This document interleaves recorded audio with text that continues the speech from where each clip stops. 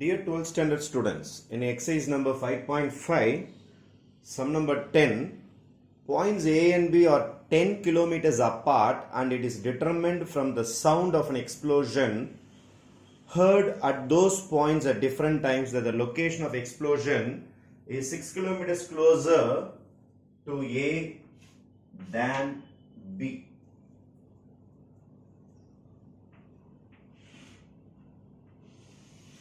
You think of a line where B is here and A is here. AB ன்னு சொல்லிட்டு ரெண்டு point இருக்குது.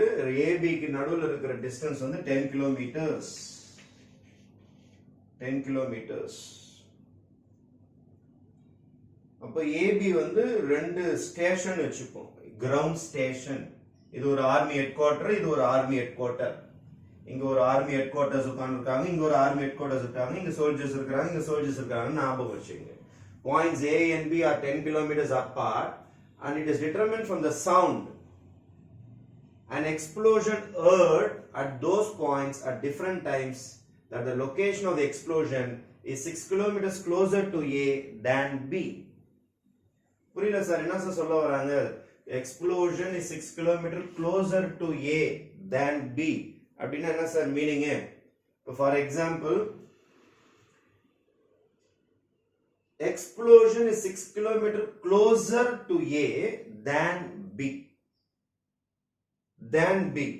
For example, இந்த இடத்துல ஒரு எக்ஸ்ப்ளோஷன் ஆகிற மாதிரி இவங்களுடைய சோனோமீட்டர்லயோ அல்லது எக்கோமீட்டர்லயோ ஏதோ ஒரு சவுண்ட் ரிசீவிங் கெப்பாசிட்டி உள்ள ஒரு மீட்டர்ல இவங்களுக்கு கேட்டிருக்கு.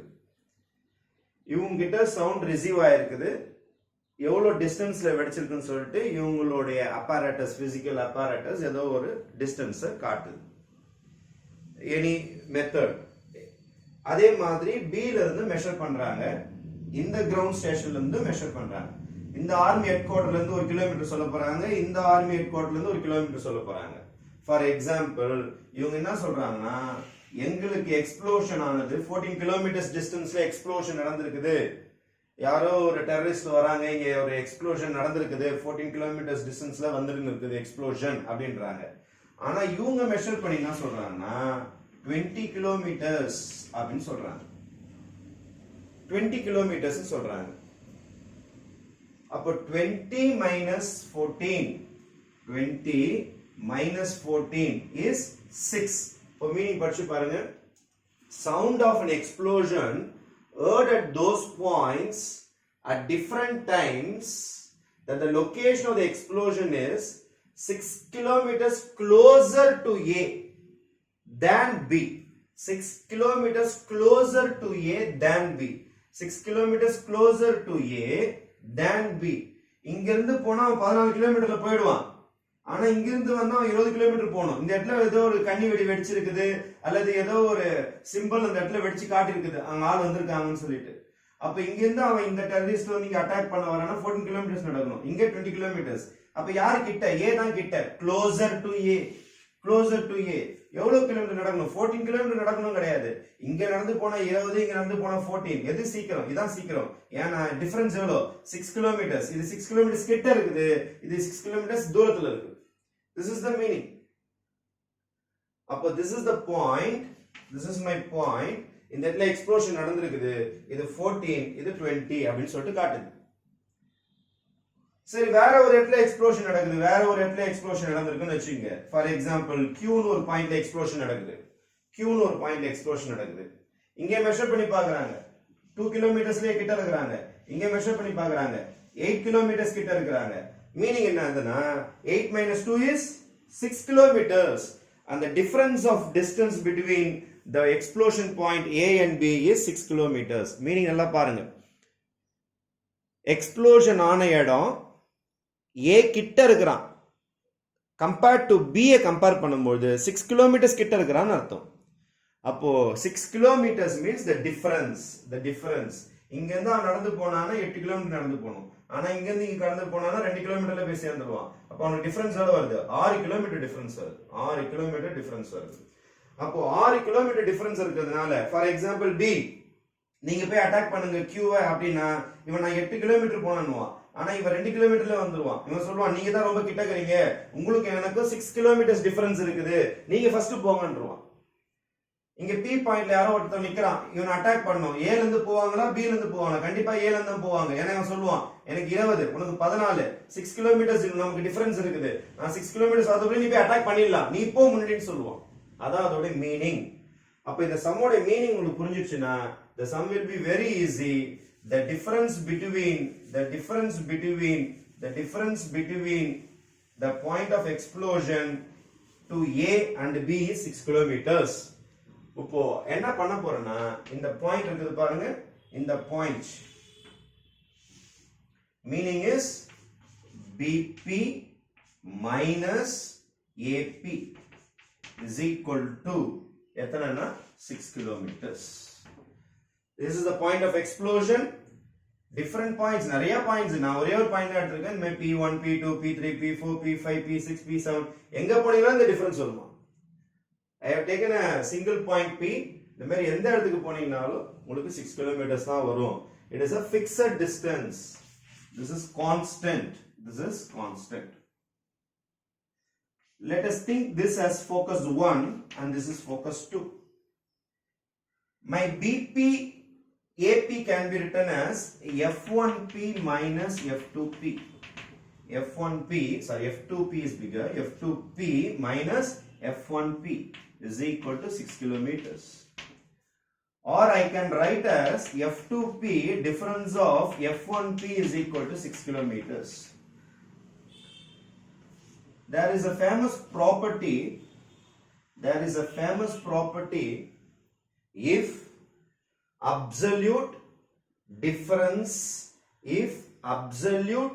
difference of the focal distances from a fixed point, the absolute difference of the focal distances from a fixed point is a constant, then the path traced by the point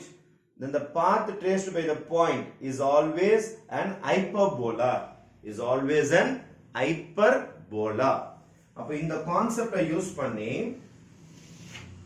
இந்த diagram என்னவா இருக்கிறோம் அப்படின்னு சொல்லிட்டு நம்ம fix பண்றோம்னா it will be an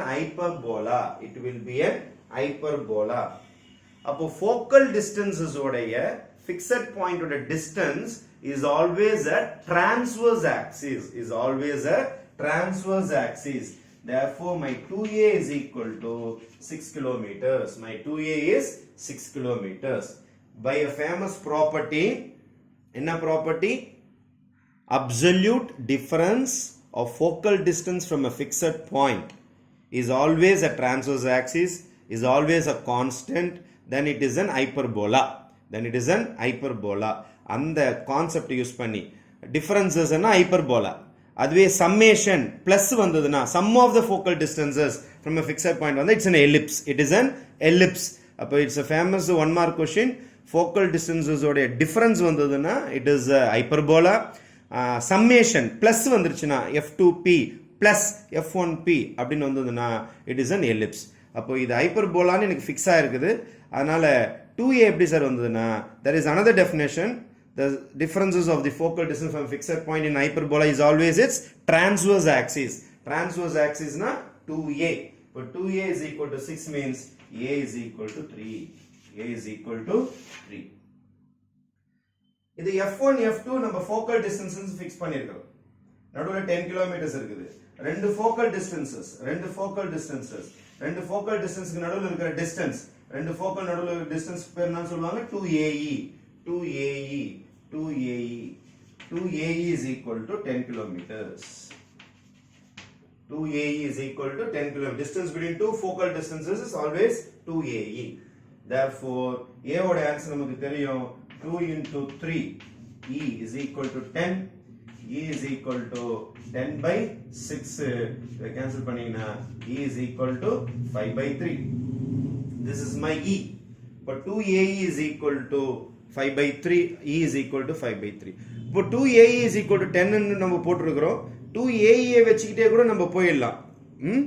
இது போடணும் கூட நமக்கு அவசியம் கிடையாது. இது கூட எக்ஸ்ட்ரா தான் நமக்கு. இது போடாம என்ன செஞ்சிடலாம்னா 2AE is equal to 10 னா A is equal to yellow 5. A is always called as C. C is equal to 5. What is our formula? C square is equal to A square plus B square. Therefore, B square is equal to C square minus A square. My C square is 5 square minus A square is 3 square. So B square will be 25 minus 9, 16. நேரடியா B square கண்டுபிடிச்சலாம். E கண்டுபிடிச்சிட்டு போகணும்னு அவசியம் கிடையாது. E eccentricity அவன் கேட்கல. கேட்டானே இதை use பண்ணீங்க. eccentricity அவன் கேட்கல. இது எக்ஸ்ட்ரா பார்ட் தான், இது வேண்டாம். இப்போ 2AE ல இருந்தே நம்ம C கண்டுபிடிச்சலாம். AE நாலும் C நாலும் ஒண்ணுதான். B square is equal to 16. This is an hyperbola. Differences is a fixed constant. அப்படின்னா fixed number. அப்படின்னா it's an hyperbola.